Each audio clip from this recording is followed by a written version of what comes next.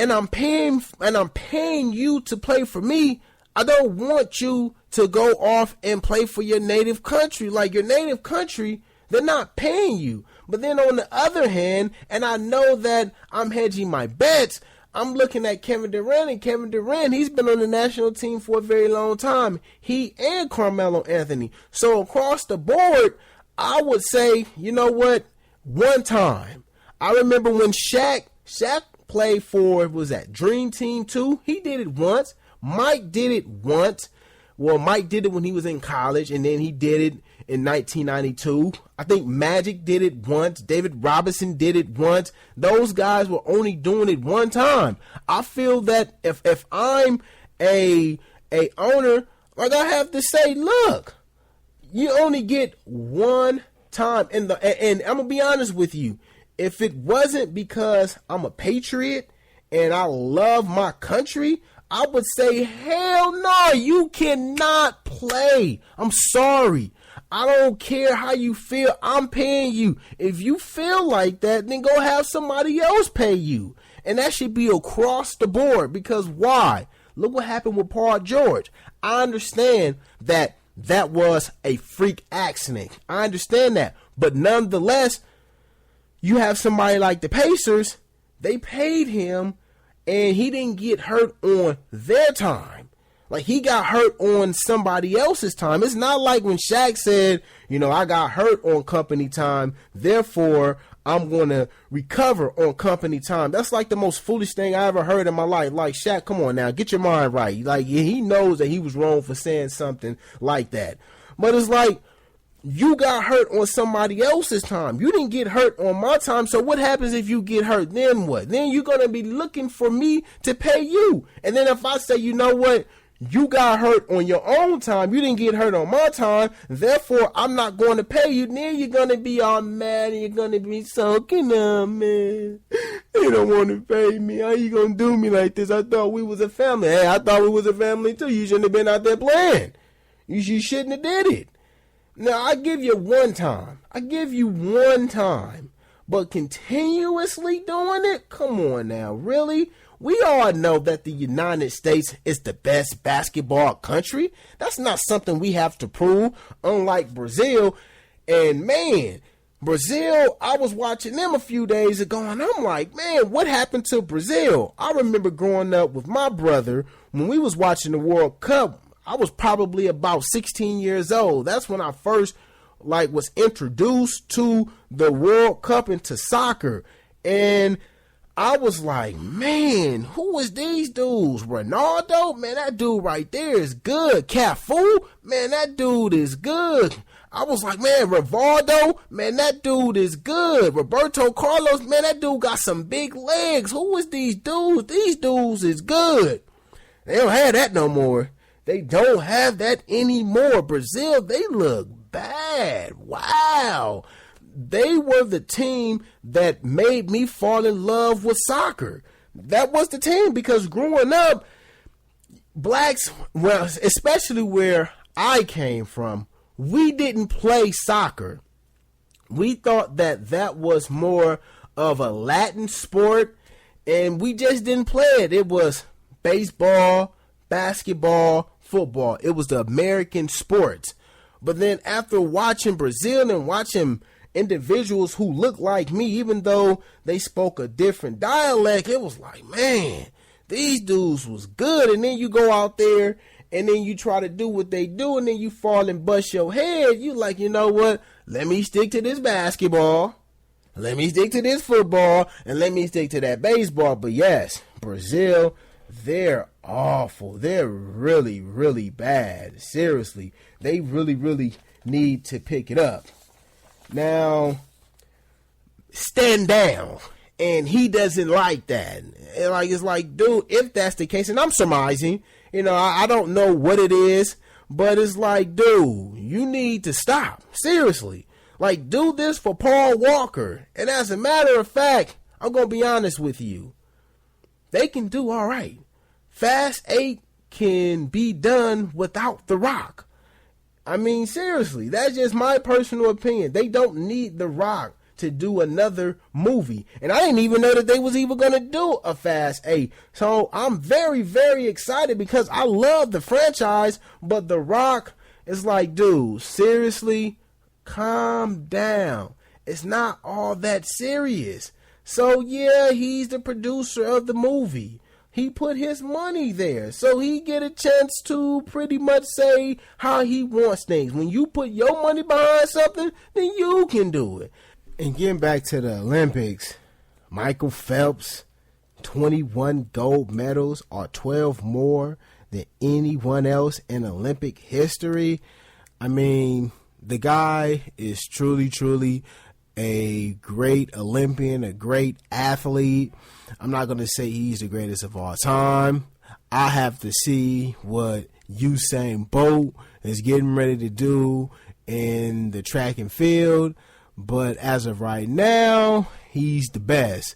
But man, I'm telling you, if Usain Bolt go out there and he dominates, I don't care about how many titles or how many gold medals he has Phelps.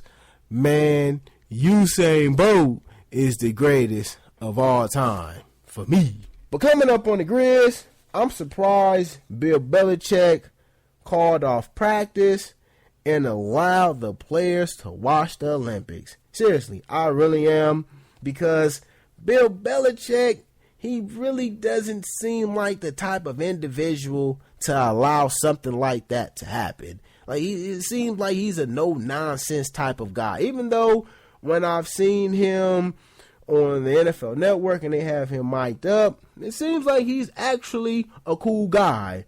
But the way in which he treats his players is like, yeah, I can't really see him being that type of person. But he actually did it.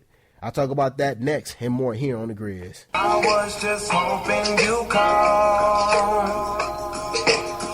I was just hoping you call to say that you don't have nothing at all. I was just hoping you call. They try and try but can't top ya. They come close but they fall.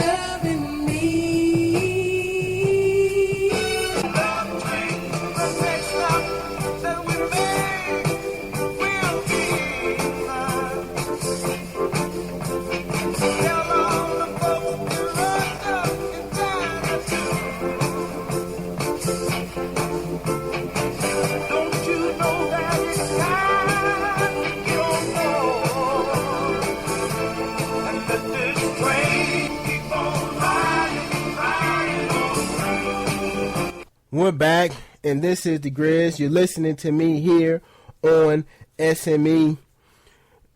It's very, very funny when I see things out there as far as regarding sports, and I try to figure out, okay, why are they, saying the things that they're saying? Like, it truly just boggles my mind. It really does, and I just really don't understand that. Now, there's a list that came out, ESPN's 2016 NFL QB tier rankings, and the first tier rankings was Big Ben Roethlisberger. Well, he wasn't number one. It was actually Tom Brady, Aaron Rodgers, and then Big Ben. And then the second tier was Cam Newton. Hold on, I have it right here. Cam Newton. I seen Phillip Rivers. Who else was on there? Russell Westbrook. And I'm like, no disrespect to Russell Westbrook, but I don't view him as a second tier type quarterback. I just don't. And one of the main reasons why is that when you look at the fact that the Seahawks have led the league in fewest points allowed every season since he entered the NFL in 2012. How can he be a second tier wide receiver or a second tier quarterback? I don't understand that. Now, you'll have people out there that will say something like this. They'll say, well, you know what, Grizz? Look what he did in 2015. So then, you know what I'll say to them? I'll say, well, then let's see. Okay, so yeah, he had 34 touchdowns. He had 8 interceptions. Okay, so that's actually a hell of a season. But then let's see what he did in the postseason, because that's where it all counts. That's where it all matters. So let's see exactly what he did. See, this is what I'll do to them.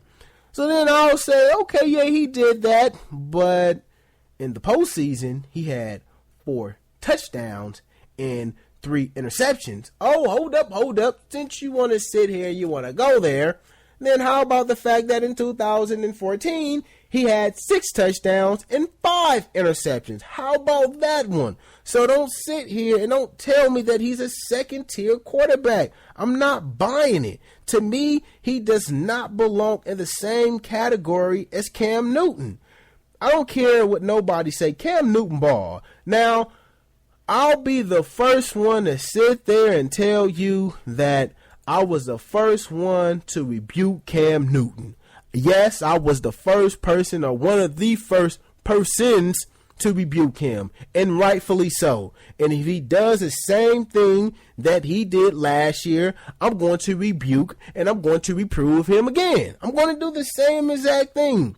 But there's no denying the fact that last year that this man, he balled. As the tiers, here's tier number 1. Can carry his team each week. Team wins because of him. Tier 2. Can carry team sometimes, but not as consistently. Tier 3. Legit starter, but needs heavy run game defense to win. That means, for me, that's more of a Russell Wilson, tier 3 type quarterback.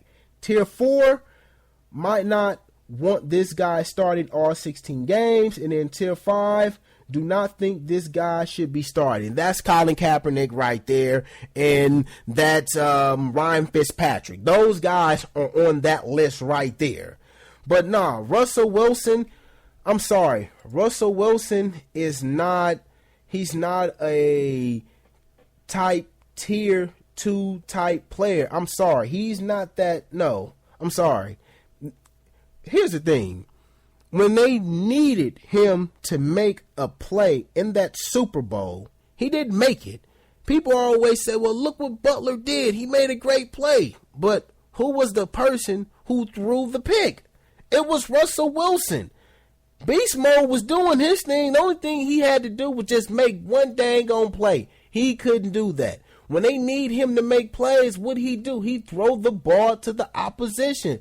So I'm not about to sit here and say Russell Wilson is on that list. Cam Newton, for me, he should be a little bit higher than, say, somebody like Big Ben.